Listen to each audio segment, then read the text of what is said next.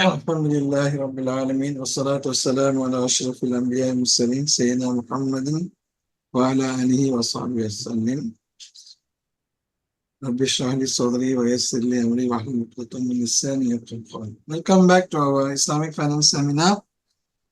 The last week we have done on the deposit products in Islamic banking, which is when the customer goes to the bank and puts money inside. So we saw the different type of account, current account, saving account, and so on. And then the Islamic equivalents to those things. And we saw something new, which is the Islamic equivalent of fixed deposit accounts, which was introduced about 10 years back. So using the one, what you call tawarruk, and also commodity Murabaha. Okay. Now today we are going on to the financing side, where the banks gives money for people who needs money. Okay, supposing a person who wants to run an auto three-wheeler transport, he goes to the bank and he gets financing in India, for example, and then and then it's hypothecated to the bank. That means they have collateral on the bank. So that means the auto driver cannot sell the auto until he completes his loan to the bank. So of course this loan comes with interest, So the Islamic bank will can take care of this sort of situations, but using the Islamic financing contracts. So we will go to so these are the what you call contracts used in the financing, which I think I went through some of the Islamic contracts earlier on. So the most type of contract used in Islamic banking throughout the world, I think, is the Murabaha to the purchase order. Okay, and also after that, Al-Ijara is used. Okay, Al-Ijara is actually leasing, and Murabaha is cost plus sale. You buy at cost, you top up your profit, and then you sell it at the selling price, cost plus markup. Okay, then there is something called as-salam. That means you pay first and then you get delivery later, right? So, and then istisna is manufacturing contracts, where you manufacture something, because normally under Islamic Sharia, you are not allowed to sell a thing which is not in existence. Okay. However, the Sharia allows flexibility, because certain things you cannot exist, and because it's a very huge, like a building, it has to be built, and it's very costly to build very huge buildings or aircraft or ships. So you have to finance it as you go along. You cannot wait until the whole thing is finished. So in these cases, although it is not ready, you have certain regulations are there, the fiqh rules are there. Once you follow that, we can use an istisna contract. And of course, you have musharaka and mudaraba, which is a joint investment partnership. And also for social responsibility, Islamic banks, like Mizan Bank of Pakistan, they do this, okay, as part of their actually memorandum of association. Unfortunately, many Middle East banks used to do this also. Malaysia, I don't see anything here, unfortunately. They believe they are profit making, so I think that this is wrong. We should, at least part of the profit should go to giving qardars and without interest financing. Okay, so we can use all these contracts, when you are doing financing by the Islamic bank, or not necessarily, even non-banking institutions can use all these contracts. Okay, you can have for example, Velur is doing this Darul Mal. Unfortunately, they're not making money, so ask me what we can do. So you can say, I can say, use these contracts and make some money, not necessarily for profit, but you still have to pay for the expenses of the NGO, not government, a society or trust. You still have to pay for, things, it's not free completely. So inshallah, you can use, you don't have to charge very high rates of financing. You can charge low rates to help the people, and then you can start off this business. Okay. And there's one something called al-rahnu, which is a bit sometimes controversial. Where this you let's say if you want some money, you take your gold and you put this thing, they call it as a collateral, and then you get money, and then you repay the loan, and then you get back the gold. Islam, there is something called al-rahnu, which can be applied, but al-rahnu has been misapplied, by not following the proper rules, and therefore sometimes it's very controversial. Sometimes they have to suspend it. Okay, but inshallah, it can be done because a lot of our people, they go and put their gold and they get interest based financing, and this is all right. Okay? And then after that, they sometimes they lose their gold, they can't pay back and so on. Okay, so let's start with this one. Okay, we saw this slide. Okay, let's today we do Murabaha and Murabaha to the purchase order. So we just go to the introduction concept of what's sale in Islam, Murabaha and Murabaha to the purchase order. What's the difference between these two, and Sharia principles? Okay. So Murabaha, cost plus markup sale. It's a sale contract, and you buy something and you sell it. It's a sale, right? Okay. You provide the service. Okay. So sale, you must have a tangible product. Okay. So Murabaha, cost plus markup sale, is the first of asset-based financing contracts employed by Islamic banks. Now, in the case of conventional bank, they don't have asset-based financing. Okay, they only have collateralized financing. That means, that thing which you collateralize is not yours. It is the person who borrows the money. All right. So he's giving you custody, so that, or in times it cannot. It is there's a caveat inside the grant. The what you call this the certificate showing your ownership. So you cannot sell it to anybody else until you pay up the loan. So okay. But in Islamic banking, even when you do sale, it is you have an asset based. I mean, there's a basis. There's a real asset behind the financing. Okay. It is the most widely used financing instrument, I think, throughout the world. Okay, as it somehow resembles a loan contract. Okay. Uh, okay, we will first define Murabaha and Murabaha to the purchase order. Okay. This contract is also used in real estate, which is a home and commercial buildings. You can use this. If it is a built building, then you can use this Murabaha and Murabaha to the purchase order financing to finance homes and commercial buildings. Okay. So in Islam, sale can take place in the following three ways: under spot exchange, where the buyer pays the goods and pays the price to the seller, where the buyer gets the goods and pays the price to the seller. For example, if you go to a shop, okay, let's say a tea shop, you go in the morning, you ask for tea, the guy gives you the tea. After that, you bring the tea, you pay him on the spot. Okay, all right. So that's a spot sale. You pay cash and you can take delivery of the goods at the same time. Then there's a deferred sale for deferred payment. This is allowed in Islam by al-muajjal. Okay, by al-muajjal. Muajjal means deferred. Okay, in the future. All right. So the seller sells the goods but pays the agreed price at a future date in a full lump sum or in installments over the period.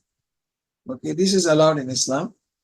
Okay, so I sell you the goods. Okay, agreed price. Okay, or I sell for cash, or I sell you for, okay, you can pay me 1 year's time, or you can pay me in installment over the next 12 months. Okay. Okay, this is allowed in Islam because people sometimes you buy, they call it big ticket items. You buy a big TV or a washing machine or big refrigerator or a car. So you have to go because you can't afford to pay cash for these big ticket items. Okay? Right, unless you're a billionaire. All right, or millionaire. Now, so the third one is the buyer pays in advance for an agreed kind, quality, and quantity, not quantify, quantity of goods, and the seller either makes it to order. This is this now. That is, or buys or produces it in salam, okay, and delivers it to the buyer at a later date. So this is it where you don't, the thing which you want to sell maybe does not exist, okay. So either I take the money in advance and then I deliver the goods later, okay. And there are very strict rules about this because this is an exception to the rule that if there is the thing that doesn't exist, you can, and it's not yours, you don't have ownership, you cannot sell it, okay. That is the Sharia rule normally. The exception is for is this salam, where you take the money first. For example, a farmer can take the money first and he buys the seed and he sows and plants the thing, take care of the thing, water the thing, and finally, in the harvest time, he delivers the promised goods. Okay.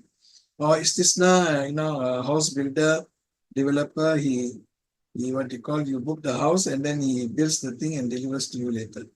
Okay, this is now construction. Like tailor also. You go to the tailor, he said, look, I want to stitch a shirt. He doesn't have the shirt to sell to you, right? So you give the money first or you give an advance first, and then the guy will stitch the shirt and deliver to you. All right. So this Islam allows. You see the flexibility of Islam. You can buy the spot, you can get the goods and pay in the future, or you can, ask it to be constructed, or you pay first and then you deliver it later and so on. Okay. So there are three ways of making a sale. Okay. So sorry, in Sharia, it's called sale is called buy, buy, buy, buy means sale. Okay. Uh, uh, uh,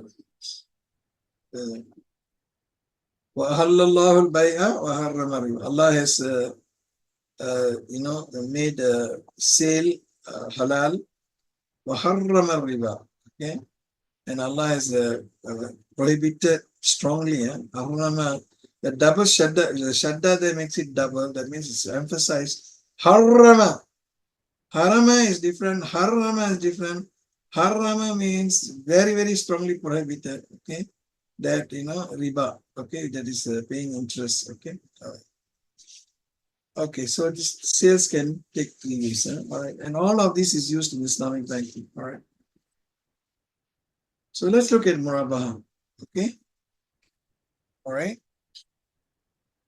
So the diagram, okay. So here the Islamic bank, let's say it want to finance a car.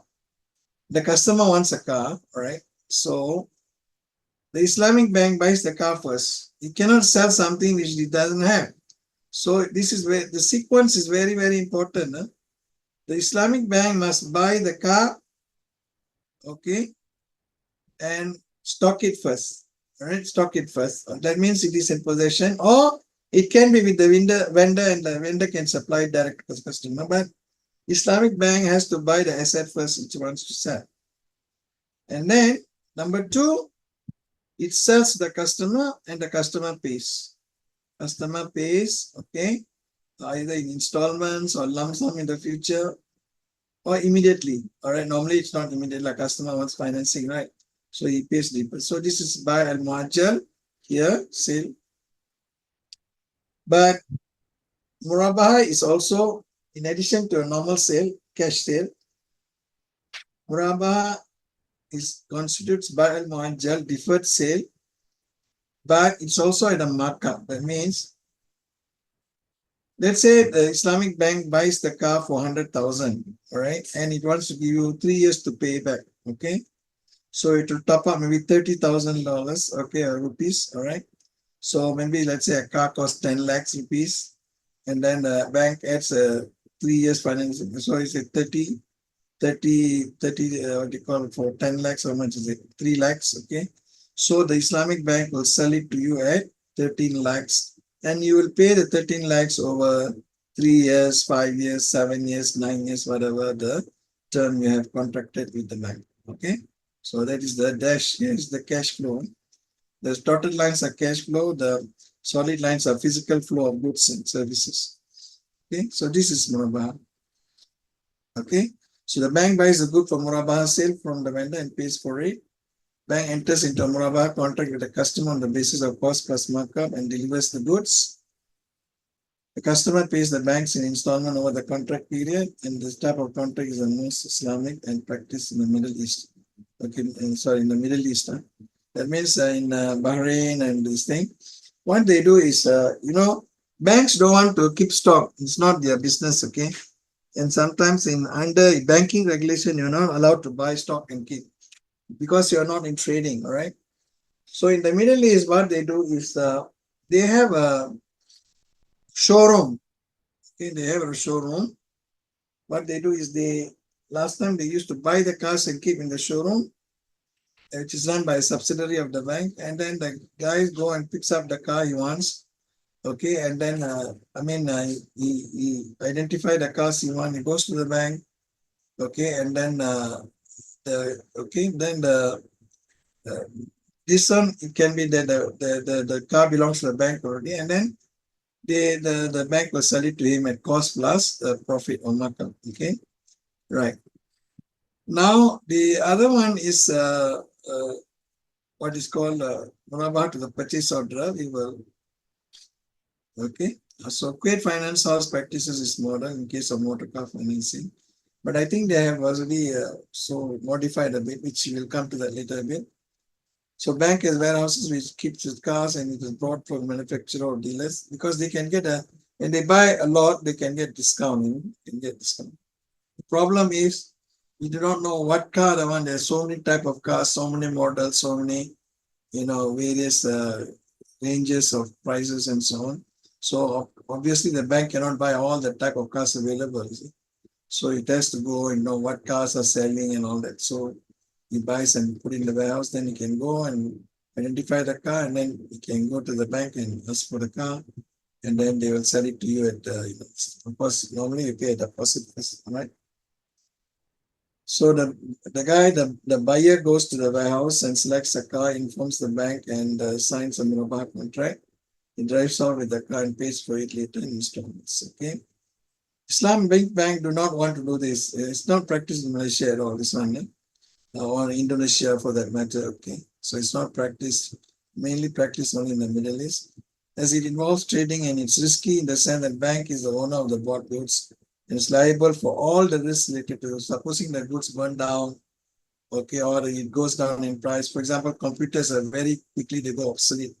Let's say you buy, iPhone and you keep for, when people don't buy, then the next 3 years, 2 years, another iPhone comes in. People don't buy your iPhone anymore, or you have to discount it, so you make a loss. Okay, so the risk and rewards of ownership is gone to the banks. That's why they don't like this.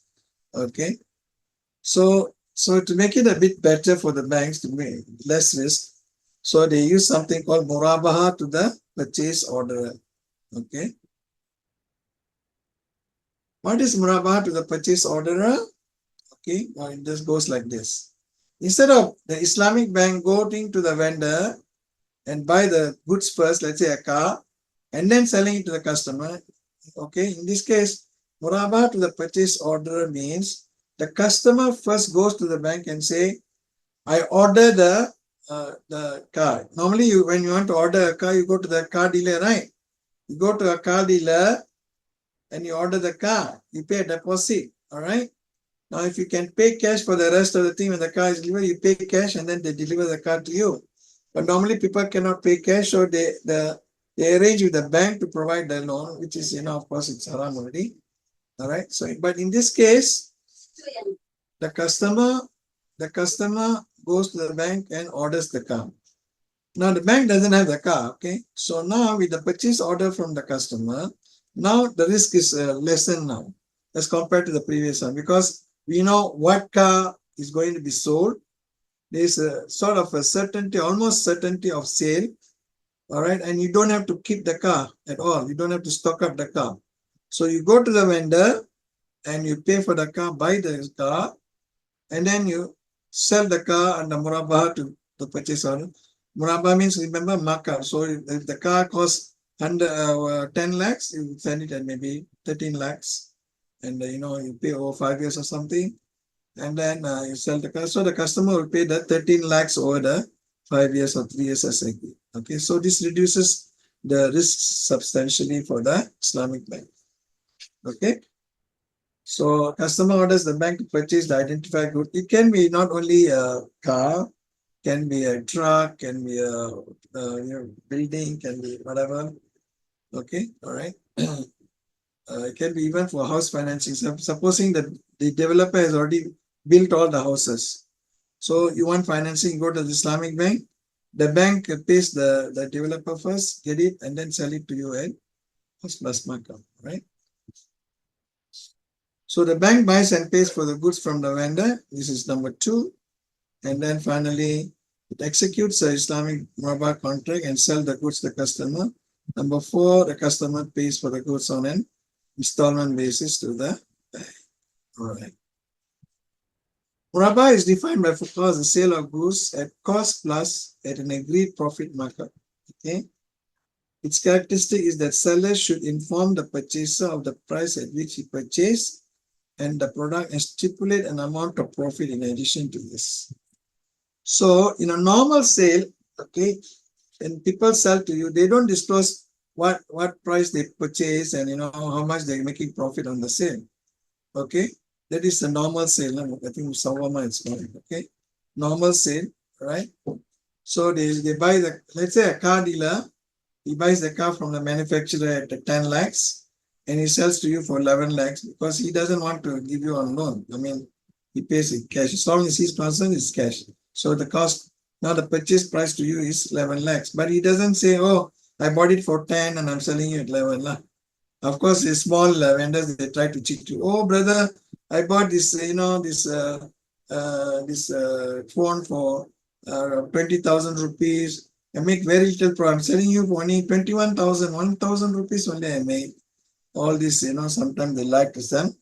And this is what Rasul Sallallahu Alaihi Wasallam said, in his Hadith Sallallahu Alaihi Wasallam, that, that a trader who is honest and truthful, if it is the good is damaged, he will say, look, the good is damaged, but I'm offering you discount.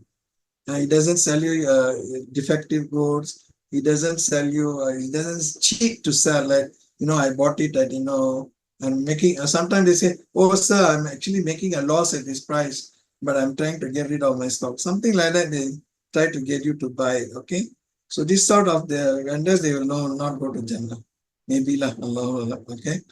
But it's very difficult for them to go to Jannah. But the person, the trader, who is honest and reveals the cost as it is and the profit, okay, in this case, all right, is very honest. And then this person, Rasulullah said, is like myself and this Tajir. The Tajir is what you call the businessman. Okay, it's like 2 fingers. He pointed out his 2 side by side fingers and said, we are like this in Jannah. We are like this in Jannah. Okay, we are like this in Jannah. So Rasulullah and the honest trader is like that. Okay, so Muslims are very bad on this. On what do you call the Ibadah side, they're very good. Or they pray 5 times, they fast, they go for Hajj and all that. But when it comes to Muamalat, they cheat you, they think. What do you think we can go to Jannah because you pray 5 times a day and just you leave everything else? You better watch out. When you cheat people, very difficult to enter Jannah. Okay, all right. So be careful. Muamalat is very important. All right. So we can redefine Murabaha as a sale in which the Islamic bank informs the customer of its own cost and the profit it is taking on the transaction. And the sale price is paid in installments over an agreed period of time. Okay. Now, in Murabaha to the purchase orderer, the promise of the orderer to buy the goods from the orderer may be binding or non-binding. Okay. The customer comes to the bank and give a purchase order. Okay.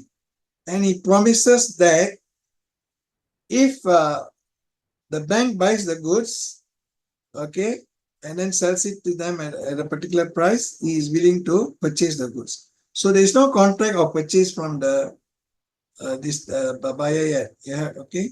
He just makes a promise. Why this promise? Unilateral promise. Okay. Bilateral promise is a contract in Islam. Unilateral promises are not a contract.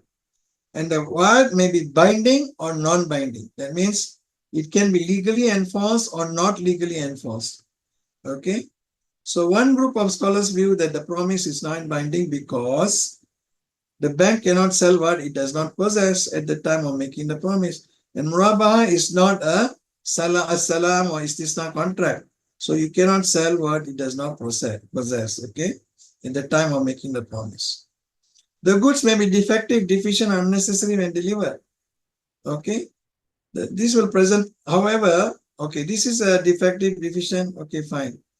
This one, is a risk undertaken by the purchaser. But the Islamic bank also has a problem. It incurs cost to purchase the goods sometimes. And as a financing, you would not want to be left with unsold inventory. Okay. So in order to reduce the risk of Islamic bank, the bank may require a deposit from the orderer to ensure his seriousness. Okay. Under the Sharia, there are two types of profit which the bank can demand. One is Hamish Jizya, which is refundable. Amount paid by the purchase orderer, the guy who wants to buy the car, upon request of the purchaser to make sure the orderer is serious in his order of this. That means you don't want the guy to, just order and then when you want to deliver, he runs away. He doesn't want to take it. Huh? So you say, okay, you pay a deposit, maybe 10% first, okay, of the price. However, the promise is binding and the purchase order declines, the actual loss incurred by the purchaser shall be made good from this amount. So you can deduct. And if the cost is equal to what the deposit, you can take the whole deposit. But after the cost is deducted, if is any extra, he has to refund to the client. Okay, this is Hamish Jidya. Nowadays, they don't use Hamish Jidya, they use Arbon. Sometimes you use URBOUN or ARBOUN. This is spelling, Arbon. And this is non-refundable. Okay, it is the amount paid by the client, the orderer, that is the customer, to the seller, the original purchaser, which is the bank, when the former purchases an asset from the seller. If the customer proceeds with the sale and takes the asset, Urbun will be part of the price. Okay, Urbun will be part of the price. That means the deposit will be deducted from it should be deducted from the cost of this thing, because the financing is that part which the person owes the money. Okay, not so you have to, basically the markup should be done on the cost minus the urbun, the deposit given.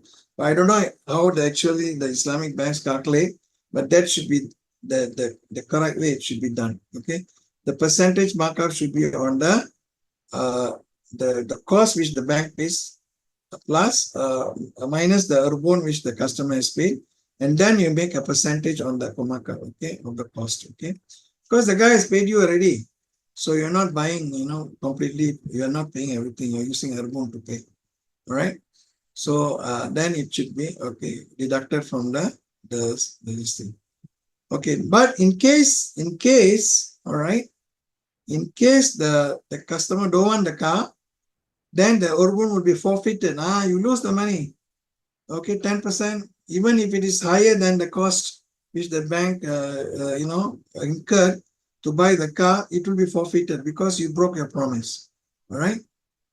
All right. Okay. In the case of late payment and procrastination by the customer, the banks normally cannot levy any penalty, as this would amount to interest or riba. However, if the Sharia board agrees on a penalty, then this penalty cannot be recognized as revenue, but given away as charity. Now, sometimes they do have. You can penalize the person for not paying on time, but you cannot increase the amount for them to pay. So that means you have, let's say you can put, but not based on interest or whatever. So you put a penalty, but this penalty money cannot be taken as revenue by the Islamic bank, but given as charity. So this is just to penalize the guy so that he pays on time. Okay, because banks, they cannot say, oh, you can take 3 months, 4 months to pay. It has to be given the money because it has to rotate the money. So it has to be given the installment as and when it's due, not take your own sweet time to pay. All right. All right. So Islamic bank can institute legal proceeding to recover the debt and financial damage caused by procrastination. Okay. All right. So legal fees, loss opportunity, etc. If the indebted owner is insolvent and fails to settle the debt, bank should defer collection until it becomes solvent. This is really the case. All right. So what they do is they actually hypothecate the thing, and if you cannot pay, but actually you can't. You can You can collateralize in Murabaha, you can collateralize the thing you're selling. So you can actually get this thing and pay off the loan, pay off the amount due. Okay. Due to competitive pressures, Islamic Bank may give a discount for every settlement. Now, normally when let's say you buy a car for the cost is 10, the bank charges another 3 for financing costs. So they sell you at 13. Supposing halfway through the contract, you want to pay off the balance. All right. So, especially in housing finance, it's become a big issue because, for let's say for 20 years, they charge financing and the price contains 20 years of profits for the bank. After 10 years, you want to pay back the amount due to the bank. They said, oh, I want the actual price. They can demand, okay? But the Sharia allows you can call Ibra. Ibra means discount. So what they do is they actually take out the future margin in the future installment. They'll take it out normally, all right? Now you under the actual Sharia, you cannot put this in writing, but in the central bank of Malaysia, because it led to a lot of cheating by the banks. All right. Uh, uh, so they made it a point that in the contract you must have Ibra. Although this is not you cannot force for example, somebody gives you a loan and you cannot pay back. They say, okay, I'll pay you half. You cannot force the guy to take half the money he lent you. He has the full right to the full money, right? So this is the Ibra is like that. Okay, he sold the goods was X amount of rupees, and he's due until you pay back the X amount of rupees, including the markup. That's he sold already at that price. That is that. But so the no need to give Ibra, but this results in oppression of the customer because sometimes it's too big. So what they do is they give Ibra, and they should, because after all this is sanctioned by the Sharia. But to make sure that they do, in Malaysia they make it a part of the contract. And maybe it's under, but then they can use other usulul fiqh principles to do about this. Okay. So here's the cash flow of the Murabaha to the purchase order. First, you get your order, you pay deposit, the customer pays the deposit, then the bank will purchase, all right? So bank will disperse the money to the vendor, not the customer, the vendor. So after that, they will a contract, Murabaha contract, financing contract with the customer to buy the car, all right? And they receive so it becomes receivable. That means in the bank accounts, it is an asset, why you owe the bank. But they also collateralize the asset maybe as a security. Then the customer pays the installment payment, all right? And then sometimes there's an early payment or there's a default, then it's either rebate or write-off or something like that. So if the customer refuses, then you get gain and loss on disposal and deposit refund. These are the things which affects accounting. Okay. Okay, there are some issues in this sort of policy because you fix the price. So, and sometimes the interest rate goes up and down, up and down. So for long-term financing, this is not very good for the bank. Sometimes the bank will very loose around, sometimes the bank, okay. This Bayalina is just confined to Malaysia. We don't have to discuss this. Unfinished property, for example, you are selling a house which is not finished, it's being constructed, okay. So there's a problem of hub, that means you're not delivering the thing to the customer. So this is a problem in Sharia, okay. It's practiced in Malaysia, unfortunately. And early payment was Ibra not compulsory. Early legal cases in Malaysia means that they paid a huge sum of money which they would not have paid if they have taken a conventional loan. So this, I think, unfair because the markup is not based on the risk and cost of the buyer. It's based on financing cost, which is basically on the interest rate, based on interest rate. Okay. So is it fair that, you take 20 years of financing cost for a 10-year loan? No, it's not right, isn't it? So that's why we should have riba. But this leads to a Sharia issue. Okay. All right. We will discuss this later. I think we finish it today. Thank you very much. Assalamu alaikum wa rahmatullah.